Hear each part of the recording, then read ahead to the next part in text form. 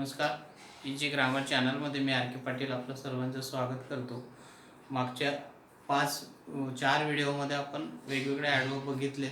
आता हा ॲडवर्ब सिरीजमधला आजचा आपला 5वा व्हिडिओ आहे.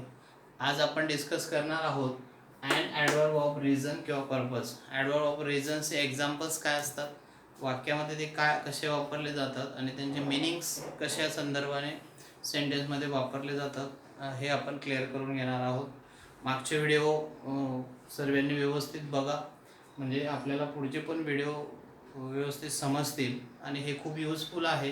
आणि आता लॉकडाऊनमध्ये आपण अडकल्यामुळे सर्वांकडे वेळ आहे. We are getting irritated in house or homes. घरामध्ये आपण इरिटेट झालेलो आहोत आणि साधारणतः असं पण आपण मोबाईल खेळतोच. मग मोबाईल खेळता खेळता जर आपल्याला चांगलं ज्ञान मिळत असेल तर काय हरकत आहे. घरी बसून आपण या ऑगस्टपर्यंत, आता शाळा तर लॉकडाऊन आहेत किंवा क्लोज आहेत, तर आपण तोपर्यंत जेवढं ग्रामर आपलं बेसिक पक्क करता येईल ते करण्याचा आपण प्रयत्न करतोय. तर आज आपण डिस्कस करूया. आपला मुख्य मुद्दा आहे ॲडवर्ब ऑफ रिझन्स किंवा पर्पज. तर ॲडवर्ब्सचे एक्झाम्पल्स मी एका कॉलममध्ये लिहिले, त्याच्यानंतर त्याचे साधारणतः मिनिंग्स काय आहेत आणि त्याचे 1-2 एक्झाम्पल्स आपण डिस्कस करून घेणार आहे. म्हणजे विथ मिनिंग्स आपल्याला ते समजून घ्यायचं आहे. पहिलं ॲडवर्ब ऑफ रिझन्स किंवा पर्पज मी लिहिलं देअर फॉर. मग देअर फॉर हे वाक्यामध्ये कशा वेगवेगळ्या रेफरन्सने वापरलं जातं, त्याचं मिनिंग बघूया. रेफरिंग समथिंग प्रिव्हियसली मेन्शन्स, म्हणजे ते असं मेन्शन करता येतं की एखादी गोष्ट प्रिव्हियसली मेन्शन केली गेली आणि ते जेव्हा वाक्यामध्ये आपल्याला शो करायचे असेल, that time we use the adverb of purpose therefore. Examples बघूया. I therefore join army.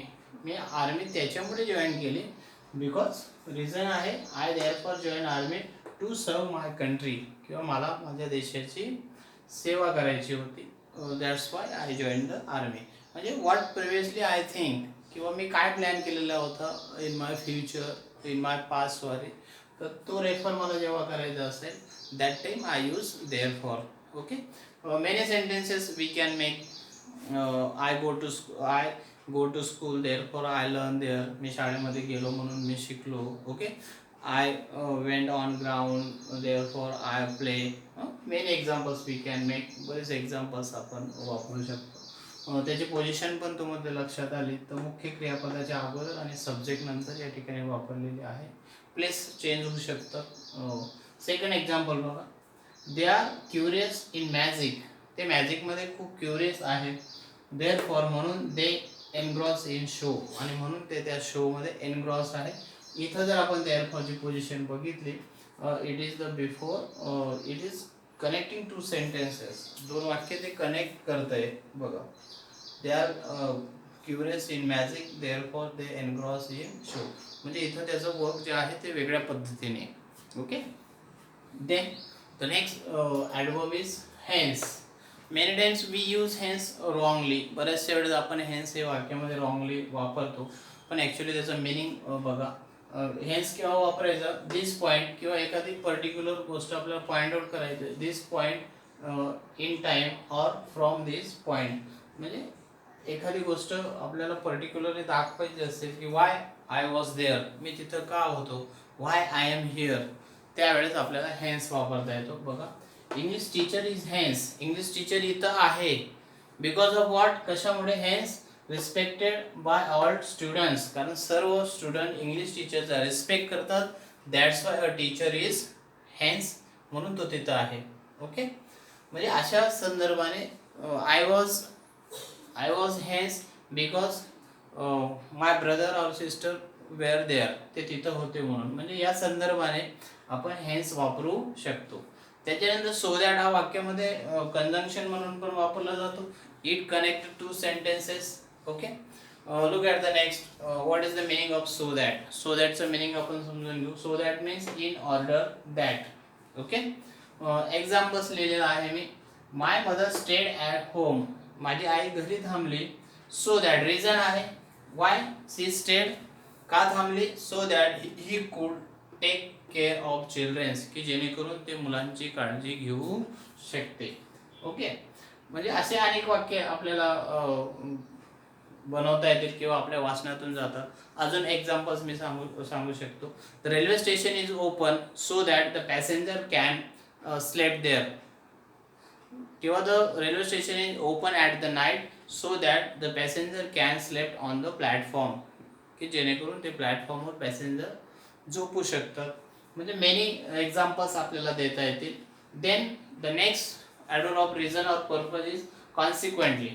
Consequently mean त्याचा अर्थ होतो च्या परिणाम म्हणून, म्हणजे त्याचा परिणाम म्हणून जेव्हा आपल्याला असं वाक्य बनवायचं असेल त्याचा मिनिंग बघा. ॲज अ रिझल्ट म्हणजे एखाद्याचा परिणाम झाल्यानंतर, किंवा च्या परिणाम म्हणून जेव्हा आपल्याला वाक्यामध्ये ते वापरता येतं त्याचं एक्झाम्पल्स आपण बघू.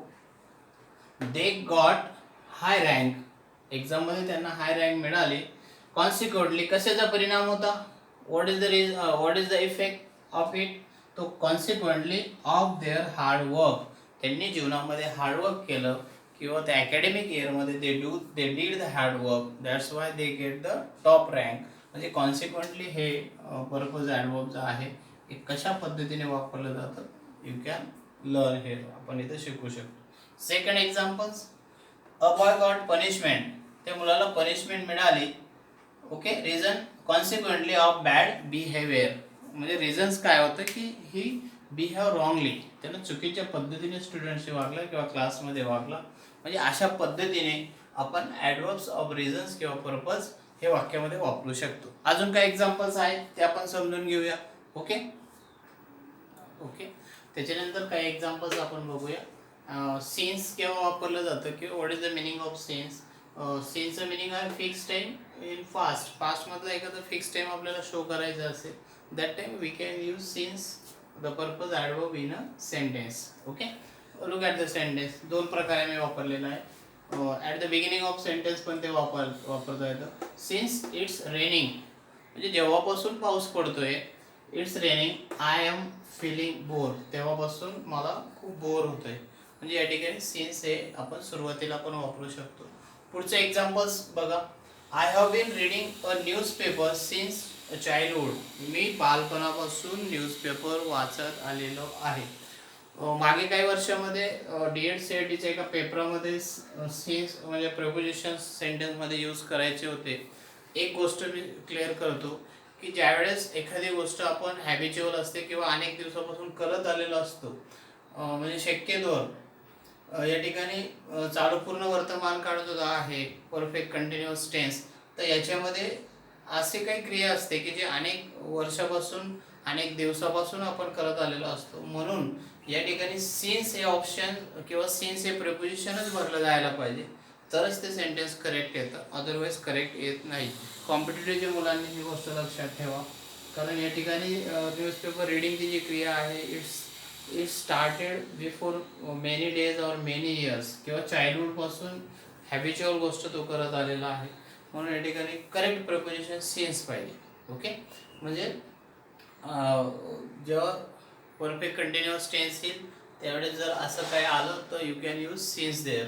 ओके, त्याच्यानंतर पुढचं टाईम ॲडवर्ब आहे, पर्पज ॲडवर्ब आहे. धस त्याचा मिनिंग आहे ॲज अ रिझल्ट. अशा प्रकारे एक्झाम्पल्स बघूया. बिफोर द मेन वर्ब्स ते वापरलेलं आहे, आलं का लक्षात. एक्झाम्पल आहे, I thus complain to a teachers about my naughty classmate. म्हणजे why should I complain to teachers, का मी कंप्लेन केली, because of naughtiness of my classmates. Okay, म्हणजे या ठिकाणी ते वापरलं आहे. अजून त्याची पोझिशन वेगवेगळ्या पद्धतीने चेंज होतं. त्याच्यानंतर एक नवीन प्रोपोजिशन आहे लेस्ट, म्हणजे इन केस, नाही तर. बघा एक्झाम्पल्स आपण समजून घेऊ. I won't make any noise, me noise करायला नको. लेस्ट जर मी तसं केलं, अ टीचर गेट्स इरिटेड, तर त्याचा परिणाम काय होईल की टीचर गेट्स इरिटेड. म्हणजे आपण लेस्ट हे जे आहे पर्पज ॲडवर्ब ते त्याचा उपयोग अशा पद्धतीने करू शकतो. ठीक आहे.